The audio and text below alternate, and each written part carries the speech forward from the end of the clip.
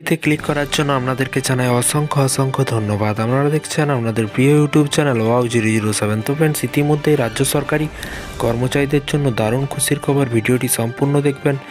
যারা এই ভিডিওটি প্রথম দেখছেন অবশ্যই চ্যানেলটিকে সাবস্ক্রাইব করে পাশে থাকা বেল আইকনটিতে প্রেস করে রাখবেন প্রতিদিন সরকারি কর্মচারীদের লেটেস্ট আপডেট পাওয়ার জন্য।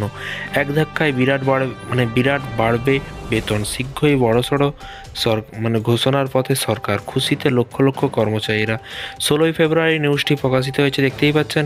এখানে বলা হয়েছে সামনেই সুখবর, ফের ডিএ বৃদ্ধি করতে পারে কেন্দ্র সরকার। কেন্দ্রীয় সরকারই শীঘ্রই তার কর্মচারীদের জন্য 4% ডিএ বাড়াতে পারে বলে জানা যাচ্ছে। মিডিয়া রিপোর্ট অনুযায়ী মার্চের গোড়ার দিকে কিন্তু কেন্দ্রীয় সরকারি কর্মচারীদের ডিএ বৃদ্ধি ঘোষণা করা হতে পারে। মনে করা হচ্ছে মার্চ মাসে সরকারি কর্মচারীদের মহার্ঘ ভাতা বৃদ্ধি করবে মোদী সরকার, যা কিন্তু 2024 সালে জানুয়ারি মাস থেকে কিন্তু কার্যকর হবে। উল্লেখযোগ্য, কেন্দ্রীয় সরকার বছরে কিন্তু দুবার মহার্ঘ ভাতা বৃদ্ধি করে, জানুয়ারি এবং জুলাই। জানুয়ারিতে বর্ধিত মহার্ঘ ভাতা সাধারণত মার্চ মাসে ঘোষণা করা হয়। উপভোক্তা মূল্য সূচকের উপর ভিত্তি করে ডিএ গণনা করা হয়। সামনেই লোকসভা নির্বাচন, তাই এবার এই ঘোষণা কিছুটা আগে করা হতে পারে বলে মনে করা হচ্ছে এবং একাধিক রিপোর্টে দাবি করা হচ্ছে যে ফের 4% মহার্ঘ ভাতা 4% মহার্ঘ ভাতা কিন্তু বৃদ্ধি করতে পারে। সাধারণত মার্চ মাসে ঘোষণা করা হয়। উপভোক্তামূলক সূচকের উপর ভিত্তি করে ডিএ গণনা করা হয়। সামনেই কিন্তু লোকসভা নির্বাচন, তাই এবার এই ঘোষণা কিছুটা আগে করা হতে পারে বলে মনে করা হচ্ছে। একাধিক রিপোর্টের দাবি করা হচ্ছে যে ফের 4% মহার্ঘ ভাতা বাড়াতে পারে কেন্দ্রীয় সরকারি কর্মচারীদের। বিভিন্ন সূত্রের খবর, 2024 সালে মার্চ মাসে কেন্দ্রীয় সরকারি কর্মচারীদের ডিএ 4% বাড়ানো হতে পারে। এই ডিএ বৃদ্ধির পরে কেন্দ্রীয় সরকারি কর্মচারী এবং পেনশনভোগীদের বেতন কত বাড়তে পারে চলুন জেনে নেওয়া যাক। 2023 সালে জুলাই থেকে ডিসেম্বর পর্যন্ত সর্বভারতীয় মূল্যসূচক AICPI সূচক সংখ্যা নিশ্চিত করছে যে কেন্দ্রীয় কর্মচারী কমপক্ষে ডিএর 50% পাবেন।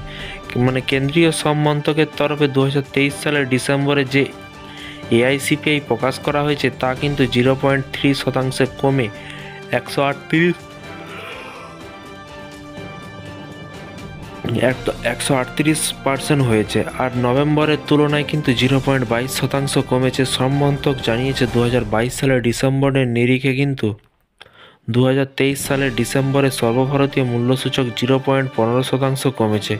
গত বছর অক্টোবর মাসে 4% ডিএ বৃদ্ধি পেয়েছে কেন্দ্রীয় সরকারি কর্মচারীদের। আগে 42% মহার্ঘ ভাতা পেতেন তারা, পুজোর সময় তা বেড়ে হয়েছে 46%। বর্তমানে কেন্দ্রীয় সরকার তার কর্মচারী এবং পেনশনভোগীদের মূল বেতনে 46% ডিএ প্রদান করেছে। বিশেষজ্ঞ মহলের মতে 2024 সালের মার্চ মাসের মধ্যে মহার্ঘ ভাতা 50% বা তার বেশি হতে পারে বলে এরকমটাই কিন্তু মনে করা হচ্ছে। এবং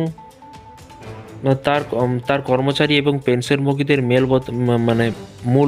মূল বেতন কিন্তু 46% ডিএ প্রদান করছে। বিশেষজ্ঞ মহলের মতে 2024 সালে মার্চ মাসের মধ্যে মহার্ঘ ভাতা 50% বা তার বেশি হতে পারে। এবং এখানে আরও বলা হয়েছে মার্চের ডিএ বাড়ালে বেতন কত বাড়বে। একাধিক সংবাদপত্রের রিপোর্ট অনুযায়ী একজন কর্মচারীদের মূল বেতন যদি 53,500 টাকা হয়, তাহলে 46% হারে মহার্ঘ ভাতা পেলে তার পরিমাণ হবে কিন্তু 24,610 টাকা। এবার ডিএ 50% বাড়ালে প্রতি মাসে তিনি 2,140 টাকা লাভ পাবেন। তো ফ্রেন্ডস, বিষয়টি বুঝতে পারলেন। কেন্দ্রীয় কর্মচারীদের ডিএ কিন্তু আরও 4% বৃদ্ধি হতে চলেছে। টোটাল গিয়ে দাঁড়ালো কিন্তু কেন্দ্রীয় সরকারি কর্মচারীদের 50% কিন্তু ডিএ মিলতে চলেছে। এবং ভোটের আগেই কিন্তু কার্যকর হবে কেন্দ্রীয় সরকারি কর্মচারীদের। আর রাজ্য সরকারি কর্মচারীদেরও 14% ডিএ মিলতে চলেছে। তা বাদেও কিন্তু আরও 4% ডিএ বৃদ্ধি করতে পারে ভোটের আগে। এরকমটাই কিন্তু বিভিন্ন রকম রিপোর্ট অনুযায়ী শোনা যাচ্ছে, বিভিন্ন রকম মিডিয়া রিপোর্টে জানা যাচ্ছে। তো যখনই নতুন আপডেট আসবে রাজ্য সরকারি কর্মচারীদের, অবশ্যই আপনাদেরকে ভিডিওর মাধ্যমে জানানো হবে।